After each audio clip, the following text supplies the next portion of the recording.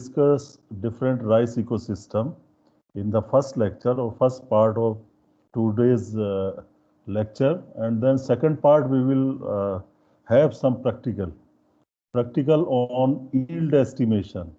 So let us start the lecture part, and in between we will have 10 minutes break.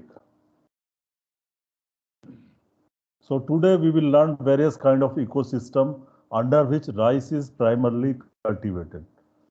To understand the various features, constraints and practices under the existing rice ecosystem. What are the different important ecosystems of rice, and what are the characteristics of those systems?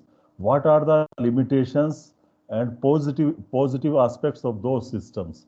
We will see all these. And before we actually start, ecosystem, can anyone define an ecosystem? What do we mean by an ecosystem? Hello? One of you can come forward and give some idea to me. What do we mean by ecosystem? Like we heard the name of aquatic ecosystem, or you see, and forest ecosystem. Interaction between organism and its environment, sir. Yeah, interaction between some organisms, not just one organism. That will be environment actually. That will be environment, and ecosystem is much bigger umbrella. Like terrestrial aquatic system. Terrestrial aquatic system means your whole earth. If you have terrestrial and water kind of ecosystems, or ocean ecosystems, or something like that. So ecosystem is very big. So it is a larger area where some kind of population and environment are interacting with each other, So that is your ecosystem. An ecosystem is defined as a crops growing environment. In this sense, in a very narrow sense. So this is actually agroecosystem. Agroecosystem is defined as crops growing environment. International Rice Research Institute classified rice into 5 groups based on. IRRI has made one classification where they have divided rice ecosystems into 5 groups: irrigated lowland, rain-fed lowland, deep water, upland, and tidal wetlands. So, based upon seasonal water regime, because they have considered the seasonal water regime, means do a particular system is having deficit access or optimum availability of water. So they have considered five factors, and number one is seasonal water regime, means availability of the water. Second is drainage. Drainage into subsoil is poor or good. And then air temperature, is it optimum or low? And then soil, normal soil or problematic soil. And then topography, flat or undulating or slopy land. So based upon, they have considered all the 5 points together, and broadly they have divided rice ecosystems into 5 groups. So these were the points based upon which these systems are divided. So irrigated lowland, rain-fed lowland. In general, you can call them lowland also. Lowland, just write lowland. So lowland and upland, and then deep water rice and tidal wetlands.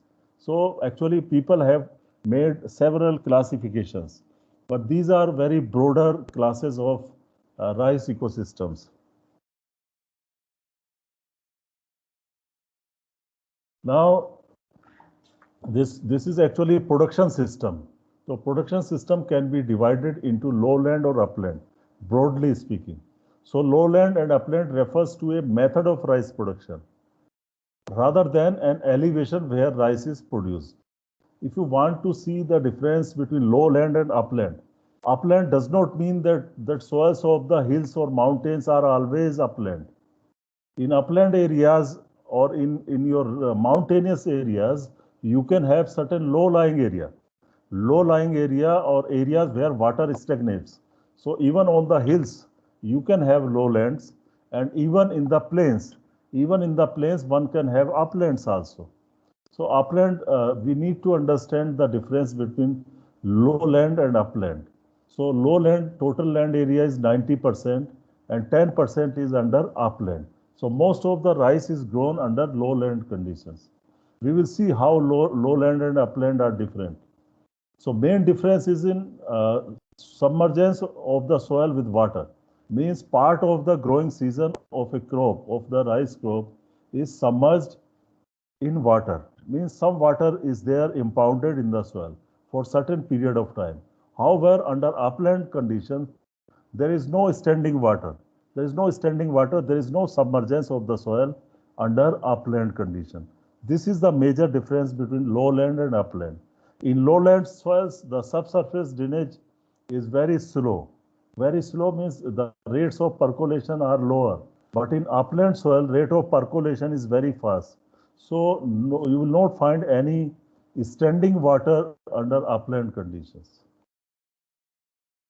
Now you see the total production and total rice, total production and total rice production. So rice production by ecosystem. So if you take them broadly into two groups, lowland and irrigated lowland and rain-fed lowland. Lowland can be divided into two, irrigated and rain-fed lowland. Irrigated means where you have assured supply of water. In rain-fed lowland, you do not have assured supply of water, but many times excess water accumulates in rain-fed lowlands. So irrigated lowland, the area of the total area, it is 55 to 60%.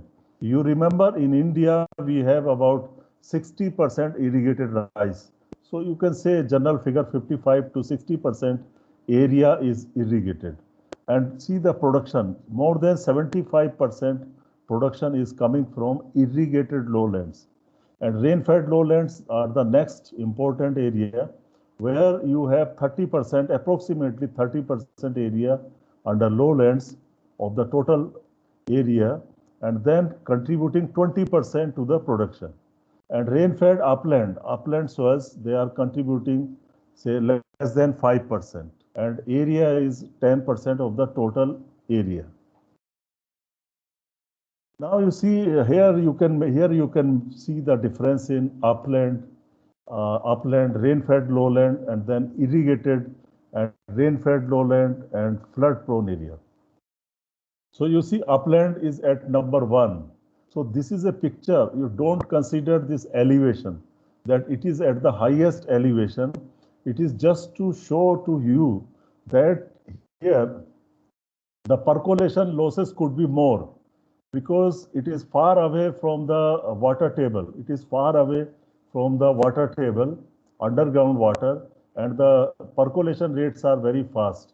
So here in the upland, the shifting cultivation is practiced and permanent kind of agriculture in some areas, and it is mostly water does not stagnate in the soil here. It is very fast drainage. Then rain-fed lowland system. Here, the water availability is slightly more. In rain-fed lowland, water availability increases. And definitely rice can face here a drought situation also. And then you see irrigated ecosystem. In irrigated ecosystem, you have everything good. Then rain-fed lowland. Rain-fed lowland can occur under two situations. Rain-fed lowland can also occur under scanty water condition where drought may occur. But rain-fed lowland can also occur where one can realize submergence. So both cases of rain-fed lowlands here.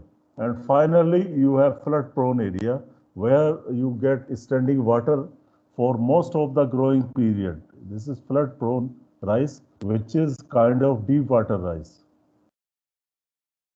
Now you see this, this is helpful. Upland area is 10% and irrigated is here it is 45, but it has changed in India. So you can see here, starting from the left side, it is upland rice, and you see the water table. Water table is far from here. And see the case of Next case, you see the water availability. Just see the water availability.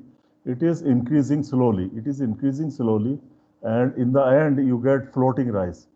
Deep water rice or floating rice, they are there is very slight difference in deep water and floating rice. Both kind of rices are grown under submerged condition where you have lot of water. Now you see the difference in lowland rice and upland rice. If you remember, lowland rice is further divided into two. One in one case where it is facing the drought condition, in another case where it is facing the submerged conditions. And then after that you get floating rice or deep water rice. So now see the difference in lowland rice and upland rice. So the characteristic number one, soil. Under lowland rice, mostly leveled fields are there and bundled and undrained soil. Means percolation losses are very less here. In upland rice, undulating or leveled naturally drained soils. These may be mostly undulating or sometimes leveled field and naturally drained soils. So percolation rates are quite high in upland rice. Then next criterion is water supply. So here in lowland rice, it is rainfall or irrigation. Both options are available. It may be irrigated lowland rice, it may be rain-fed lowland rice. But in upland rice, there is no irrigation. It is rainfall only. Then water accumulation in the field. So during major part of the crop growth, you will find water accumulated in the lowland rice. However, in upland rice, there is no water accumulation during crop growth period. Then root zone. So in this case, because water is impounded in the soil, so reduced during major part of crop growth. There is no oxygen in the soil most of the time when you get water-filled soil pores. And in upland rice, it is mostly oxidized condition in the roots or in the soil. Then seeding or transplanting. What method is used for establishing the crop? So in lowland rice, both are applicable, direct seeding as well as transplanting. However, under upland condition, it is mostly or it is only direct seeding is done in upland rice. Then coming to the root system. The root system under lowland condition is short and thin. Short and thin because you get submerged condition and there is no oxygen supply in the soil. So roots get short of oxygen supply and their growth is inhibited. However, under upland condition, you will find long and thick roots. Environmental conditions stable and uniform. Under lowland rice, in upland rice, unstable and variable. Incidence of disease and insect is generally low in lowlands and high in upland. It is mainly due to differences in varieties and the farmers' economic status and some other factors. That incidence of disease and insect is low under lowland and upland under high under upland condition. And it has to do something with the varieties also. Under lowland condition, some high-yielding varieties are used which may be slightly tolerant to insect pest and disease. However, under upland condition, mostly traditional varieties are used which may be susceptible to insect pest and disease. Now coming to the weeds. So not a serious problem as in case of upland. However, in upland you get very serious problem. This weed problem is serious because under aerobic soils, weeds can, particularly dicot weeds can germinate. In case of rain-fed lowland, only grassy weeds can come up and most of the dicot weeds will not come. Therefore, weed density is lower in lowland rice compared to upland rice. Now coming to the input level means fertilizer or your other kind of inputs. So here input level is high. For example, seed. So you need to buy good quality seed or some certified kind of seed. But under upland rice, farmers mostly use their traditional varieties and farmers' own seed. Cost of production is high in this case in lowland rice. In upland rice, it is low. and yields are stable and high under lowland rice condition compared to upland rice. Now we will see one by one. So we start with irrigated lowland rice ecosystem. So this is mostly grown on flat lands where water is accumulated because they are lowlands, so that the rice grown for the entire or part of the growing season under flooded conditions. Means there will not be shortage of water under irrigated lowland rice ecosystem. And bunded conditions are there, fields are bunded, and paddy fields. Paddy fields here means your puddling is done. Puddling is done. So area is approximately 50% of the total area.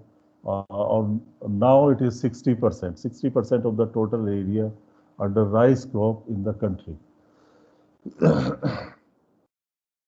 Irrigation main source of water in the dry season. So sometimes irrigated rice is also grown in Rabi season or dry season, where you see example in South India or Eastern India, where they take rice during this period, during the dry season. Dry season here means Rabi season or summer season, and used to supplement rainfall in the wet season. So very large area in large percentage of area in Telangana and Andhra Pradesh is during winter months or during your dry season, which is irrigated. Major rice cropping systems here are rice, and rice wheat under irrigated lowland system. And average yields are generally 4 to 5 tons per hectare. You have seen the data of average yield in India, and that was in terms of coarse paddy, also in terms of milled rice. So major problems in irrigated lowland ecosystem is yield instability and environmental degradation due to unbalanced nutrient use, inefficient irrigation, water management. So these are the important risks or problems due to irrigated lowland rice ecosystem. There are many other problems. If you take example of Punjab and Haryana, there is a decline in water table also because of lowland rice production system, or increase in salinity of the water, increased in salinity of the soil, and many other constraints like zinc deficiency, deficiency of other nutrients, and so. So this irrigated lowland rice ecosystem also has instability. So as you know that irrigated rice requires very large amount of water. On an average, 1 kg rice requires 3,000 to 5,000 liters of water. So this is very large quantity of water needed to produce rice. One rice crop requires 1,000 to 3,000 millimeter of water. We discussed it, I think. Average value is 1250 millimeter. The total water used to irrigate rice accounts to 24 to 30% of the global withdrawal from fresh water supply. So huge amount of water is diverted for rice cultivation. That means we are playing with the environment. We are disturbing the environment by using too much of water just for one crop.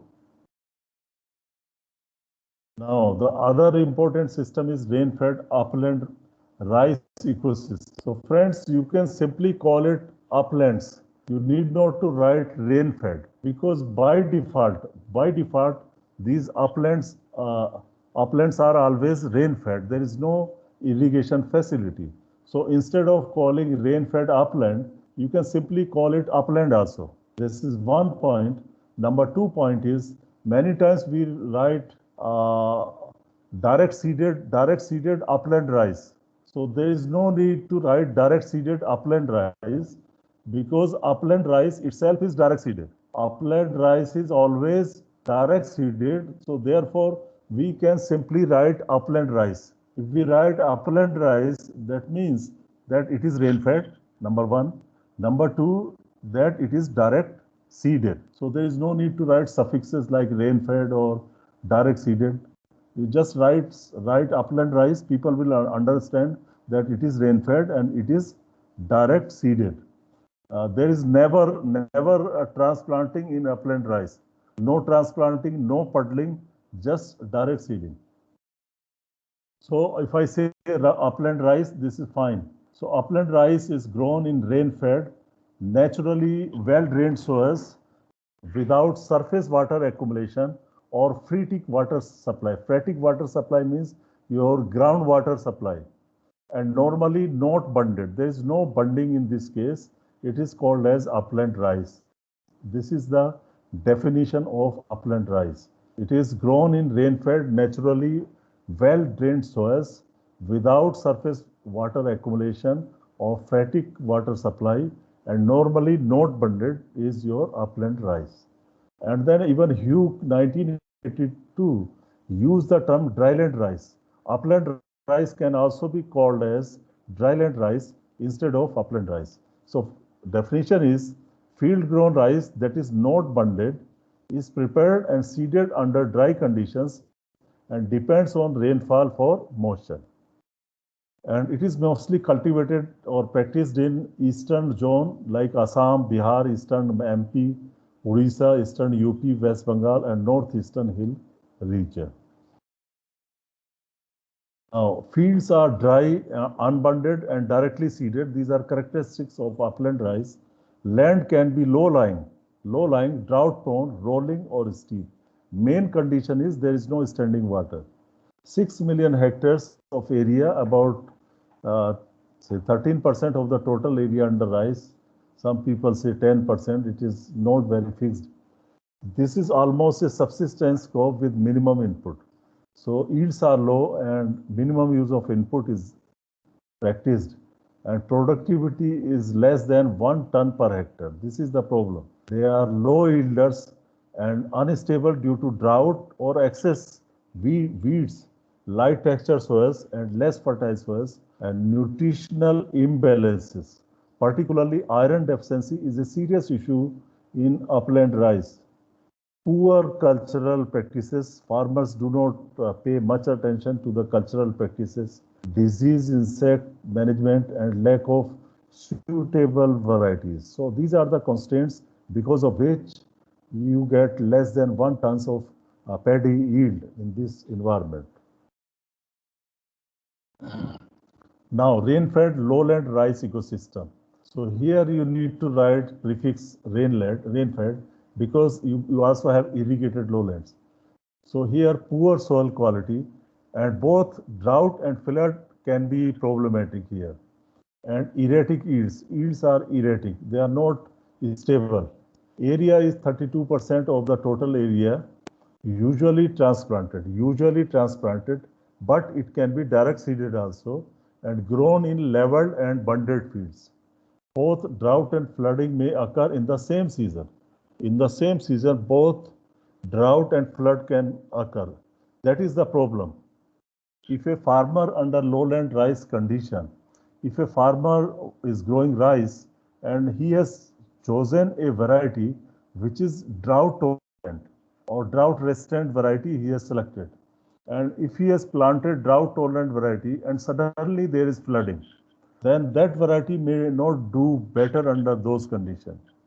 And other way around, that he has chosen a variety which is fit for flooding condition, which is fit for flooded conditions, and then suddenly there is drought, so that variety may not fit. So we really need rice varieties that can tolerate both drought as well as flood. So we need a certain combination of genes by plant breeders that give us varieties which can tolerate drought as well as flood together. So also classified as favorable, drought prone, submergence prone, and drought and submergence prone. So there are different names for rain-fed lowland rice because the conditions are not uniform throughout the rain-fed lowlands, all rain-fed lowlands. The conditions of Bihar may be different from conditions of Odisha.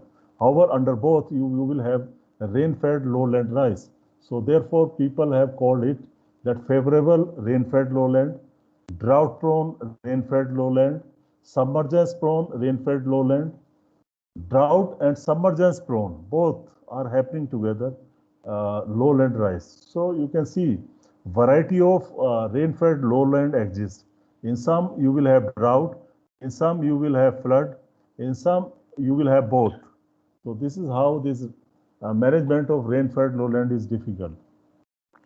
Soil fertility is low and problem soils are common in this ecosystem. Problem soils here means the soils which are eroded, soils which are acidic, soils which are alkaline or alkali or your saline soils, something like that, problem soils. Production is highly variable. In some you can get 1 ton, in others you can get 4 tons also. Then the fourth one is flood prone ecosystem. Flood prone means here it can tolerate or it love to have some water. That is flood prone ecosystem. Yields are low and variable. Flooding occurs during the wet season from June to November. So flooding means you will get submergence conditions. So adapted to condition of temporary submergence of 1 to 10 days means the submergence of water can be only for a small period, 1 to 10 days. However, it can also be for a very long period, say 1 to 5 months of standing water ranging in the depth of 50 centimeter to 4 meters. 50 centimeter to 4 meters. Or daily tidal fluctuations that sometimes may also cause complete submergence. In coastal area, you can get flooding of a very high height. It is also possible. So you see, floating right starts where the deep water finishes. Means deep water rice is grown in shallower waters and floating rice is grown in deep water. However, both are termed as deep water rice, or yeah, both are termed as deep water rice. This whether it is deep water rice or floating rice, both are part of deep water rice. During the flooding period, the land may be fallow or be used for alternative purposes such as fish and shrimp farming. So if one is doing rice farming, that is fine. But if not rice farming, you can go for fish farming or shrimp farming in those flood prone areas. And also we can combine both rice farming plus fish farming. So it is being practiced in Odisha, some parts of Odisha. Farmers practice this rice fish farming together. So in India, about 11% of total rice grown area is flood prone. Yield is quite low, less than 1.5 tons per hectare. So deep water rice and floating rice. So deep water rice is defined as the standing water for a certain period of time is more than 150 centimeter. Is more than 150 centimeter. So they have not defined the upper limit, but it is just more than 50 centimeter for certain period of time. Then FR here means floating rice. DWR means deep water rice. So floating rice, the maximum water depth between 1 to 6 meter for more than half of the growth duration. SKD Datta defined floating rice when the maximum water depth is between 1 to 6 meter for more than half of the growth duration. Then it is floating rice. So even in floating rice, you will not find water logging or this flooding condition continuously from seed to seed. At certain period of time, after flowering or after heading, the water will evaporate or water will get finished from the land, and then you will have very shallow or very moist, just moist condition and no standing water at the time of harvest of the crop. Sometimes it is there, but many times it is not there. So this deep water and floating rice are common in India, Eastern India. Bangladesh has very large area of floating rice. Thailand, Myanmar, Vietnam, Cambodia, Mali, Nigeria, and Indonesia. So these are the countries which have this floating rice or deep water rice. So deep water rice cover more than 10 million hectare and millions of farmers depend on them for survival and security. This 10 million hectare is around the world, not in India. Now you see these pictures, deep water rice and floating rice.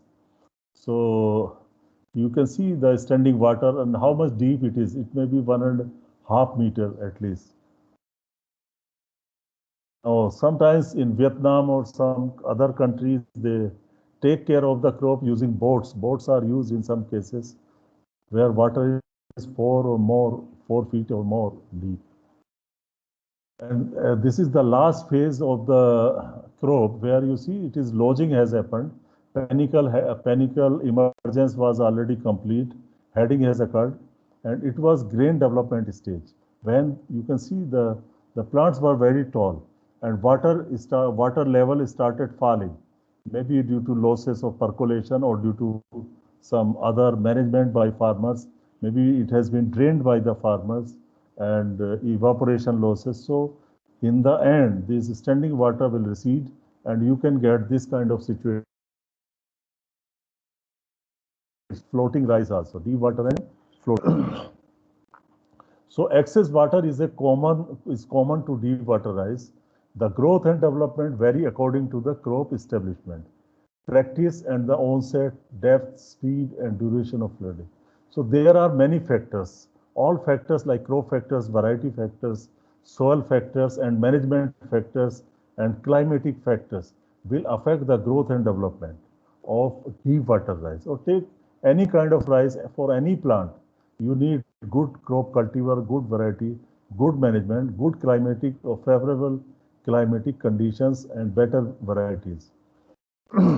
As flood water rises, suppose farmer has done sowing before the rain comes, they have broadcast the seed or they have mixed the seed in soil in the upper 1 to 2 centimeter soil.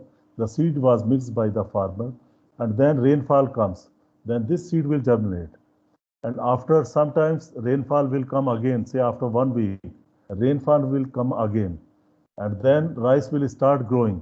So rice growth will almost coincide with the increasing depth of the water. It will grow itself as it receives more and more water. So that time growth of the rice plant increases very fast, and it is always on the top of the water. It is mostly on the top of the water. So as flood water rises, plants elongate, produce nodal roots. These floating rice will produce nodal roots on the aerial nodes, and may also produce nodal tillers. Sometimes within the water, inside the water, these nodes will produce that aerial tillers or nodal tillers. Water levels may reach 100 centimeter near the end of the monsoon season, when photoperiod sensitive rice varieties flower. As the water recedes, grain ripens. Crop duration may be 300 days and harvest may be on dry or wet field. Both conditions can be there. Harvest is possible on dry conditions or in wet fields. And duration may be as long as 300 days. And now, major features of the floating rice is semi-prostrate.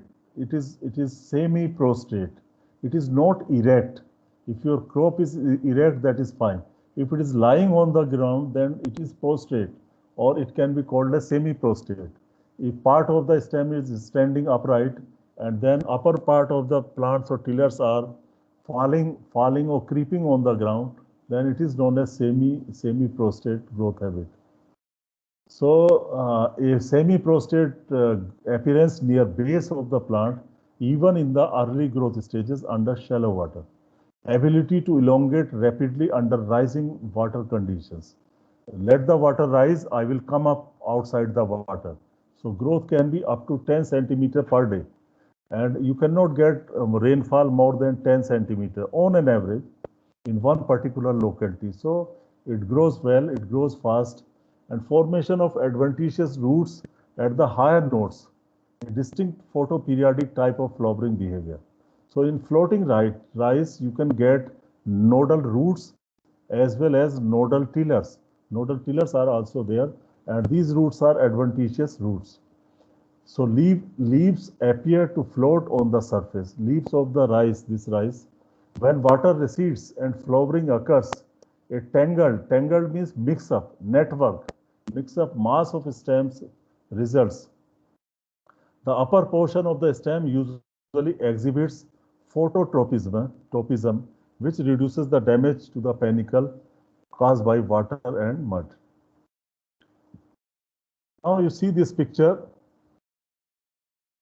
This is how on the x-axis you have time in weeks or time in months. On the x-axis you have y-axis you have water depth of the water. So depth here it is over 2 meters. So you see in the beginning how this is pre-flood 2 to 3 months initial phase where there is no flooding, and then flooding starts for 4 to 5 months. 4 to 5 months it may be flooding, and you can see how the water table is rising. So once it has reached the peak, and then it again starts falling, this water table. And by the end of the season, there may or may not be any water on the surface. So I read this figure, the title of the figure, the growth cycle of a deep water rice plant. So young plants are allowed to establish themselves before the annual flood arrives. So that is why before the seedlings or seeds are broadcast before the onset of the monsoon. As the flood water rises, rapid internodal growth permits the plant to maintain part of their foliage above the water. Adventitious roots develop at the submerged nodes. After the flood recedes, the upper internodes show gravitropic sensitivity and grow upward.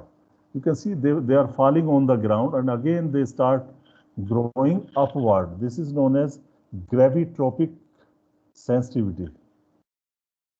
So here you can see this growth of the floating rice. And then the next picture also same picture, almost same picture conveying the same meaning. But here you find A, B, C, D, E, F. So in the next table, A, B, C, D, E, F is defined.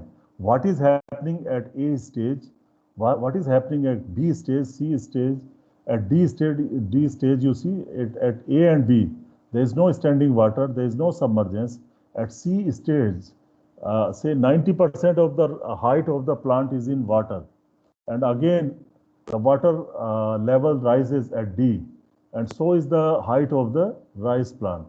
And they work in hand. If water height increases, the height of the rice also increases. And then a plateau comes, and then after that, the water height it starts falling. And then plant also start falling or start lodging. So explanation of A, B, C, D, E, F, you can read here. In your free time, you can read this what is meant by A, B, C, D, E, F. Up to H, I think. It is up to H. G and H on the picture number 2. So please try to understand this. And now, in the same deep water and floating rice, nodes and nodal roots. You can see on the right side, the nodal roots as well as nodes. It is looking like knee. See the picture number C. So it is looking like a human knee. So an upper node on the water surface supporting a shoot, a knee, number A. See the picture A, this is for A. Then B, in picture B, you can see nodal roots developing just below the water surface. And well-developed nodal roots at knee, the third one. So these roots are quite useful in absorption of oxygen and nutrients and water. And the nodal part may give to tiller. So nodes and nodal roots, fully developed nodal root. You see, it is fully developed in floating rice below the water surface. A nodal tiller has developed from this node. You can see in picture, a nodal tiller has also come up. This is same panicles, picture number A, advanced panicle emergence showing kneeing and terminal leaves. B is mature panicle of floating rice. So this is the stage where ripening happens, ripening field. It is milk stage. Panicle is still mostly erect. Mature stage showing the cows of हफड़ा तफड़ी मच गया, हड़बड़ी much गई है, अफरा तफड़ी का माहौल है. So it is cows of prostrate and semi-prostrate panicles on the collapsed plant canopy. The lodging happens. So harvesting becomes very difficult.